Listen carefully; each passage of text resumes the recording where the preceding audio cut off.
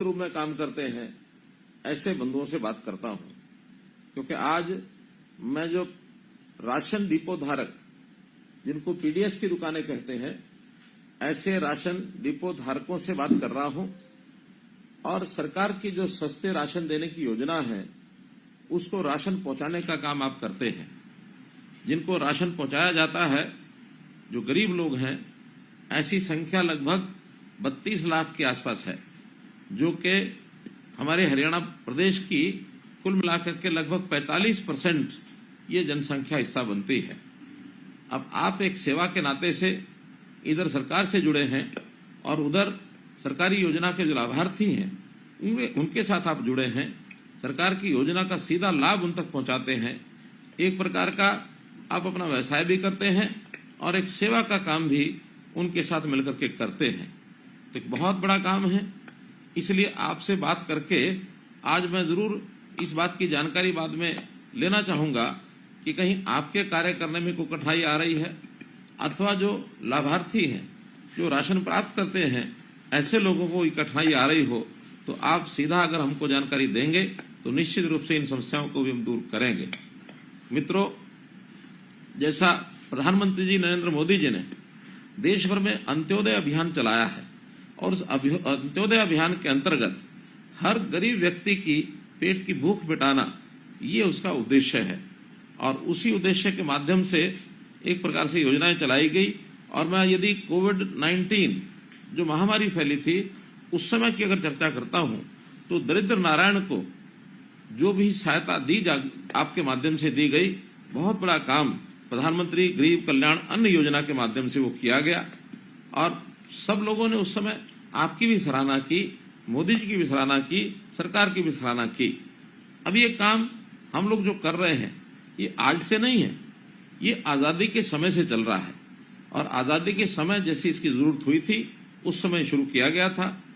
उस समय थोड़ा प्रकारांतर से कुछ काम ऐसे थे जो हम सीधा करते थे। आज युग बदल गया है, टेक्नोलॉजी ने भी उसका सहारा लिया है। उस समय राशन हमारे पास पहुंचता था, राशन लेने वाले आते थे। बहुत से लोगों को उनकी शिकायत होती थी कि हमको राशन नहीं मिला, हमको राशन कम मिला, हमारा राशन कोई और ले गया, हमारा राशन कार्ड कट गया। ऐसी बहुत सी चीजें ये सब होती थी। पुराने राशन कार्ड, उनके अंदर सदस्य बढ़ाना, सदस्य कम करना, ये भी आसानी से होता नहीं था। तो ये सब चीजें हमारे माध्यम से ही होती थी। लेकिन अब टेक्नोलॉजी के माध्यम से ये सब चीजें बहुत सरल हो गई हैं, बहुत आसान हो गई हैं। पहले हम अपने रजिस्टर रखते थे, उसके अंदर सब कुछ लिखना होता था, और कभी भी उसका जो जांच करने वाले लोग आकर के जांच करते थे। लेकिन आज सब चीज एक प्रकार से ऑटोमेशन के माध्यम से ऑटोमेटिक हो गया है। हमको पीओएस की मशीनें मिल गई हैं, और पीएस की मशीन के माध्यम से ही हर व्यक्ति का, कार्ड धारक का हिसाब रखा जाता है कि कितना राशन उसने लिया है, कितना नहीं लिया है। यदि इस महीने कोई व्यक्ति राशन नहीं ले जा सका है, तो अगले महीने शेष बचा राशन भी वो ले जा सकता है। हमारे यहाँ कितना सामान आया है, कितना राशन मिला, कितना नहीं मिला, ये सब हिसाब किताब भी उसमें रखा जाता है। हमारा स्टॉक कितना है, ये भी पता लगता है। कोई व्यक्ति अगर शिकायत करता है, तो उसकी शिकायत भी उसी के हिसाब से दूर कर दी जाती है। कभी कभी तो राशन आने का समय निश्चित नहीं होता था, लोग हमको पूछते रहते थे कि राशन कब आएगा, कब नहीं आएगा। और आप जैसे लोग भी ये सुन सुन के जवाब दे दे के कई बार थक जाते थे। लेकिन अब टेक्निकल तौर पर हमने जब भी राशन की सप्लाई आपकी दुकान पर होती है, उसी समय एसएमएस करके मोबाइल के माध्यम से उनको संदेश दे दिया जाता है कि अब राशन पहुंच गया है दुकान पर, आप अपना जाकर के राशन प्राप्त कर सकते हैं। तो इस प्रकार ये जो सिस्टम बने हैं, इस सिस्टम ने आपके काम को भी सरल किया है और सरकार के काम भी सरल किया है, उपभोक्ता जो है उसके काम को भी सरल किया है। आप सब लोग लगभग 9,434 जो दुकानें स्वचालित, जो पीडीएस की दुकानें हैं, उन मशीनों के माध्यम से पीओएस का जो मशीनों का उपयोग करते हैं, वो पीओएस की दुकान जो मशीनें हैं वो भी आपको उपलब्ध करा दी गई हैं। इसलिए कोई कठिनाई आती नहीं है। मुझे खुशी है इस बात की कि हमने इस बार जो एक आदेश निकाला है कि राशन की दुकानें, ये भी महिला सशक्तिकरण के नाते से जो प्रयोग किया कि 33% महिलाओं को राशन की दुकानें दी जाएंगी। तो जो नई राशन की दुकानें खुलेंगी उसमें महिलाएं अगर अप्लाई करती हैं तो प्राथमिकता के तौर पर उनको जो है वो दिया जाता है। तो इस प्रकार से आगे बढ़ते हुए हम लोगों ने ये भी व्यवस्था की है कि जो डीलरों की जितनी भी समस्याएं हैं उन समस्याओं को भी हम सरकारी तौर पर आपके हितधारक जो है पीडीएस हितधारक उसकी भी समस्याओं का हल करें, ऐसा हमने काम किया है। राशन में आप सब लोग गेहूं और चावल तो देते ही हैं, साथ में कभी कभी जब योजना बनती है उसमें दालें दी जाती हैं, कभी तेल दिया जाता है, चीनी भी दी जाती है, कभी नमक की भी सप्लाई होती है। जो आवश्यक चीजें हमको गरीब जनता को सप्लाई करनी होती हैं वो सब चीजें आपके माध्यम से की जाती हैं।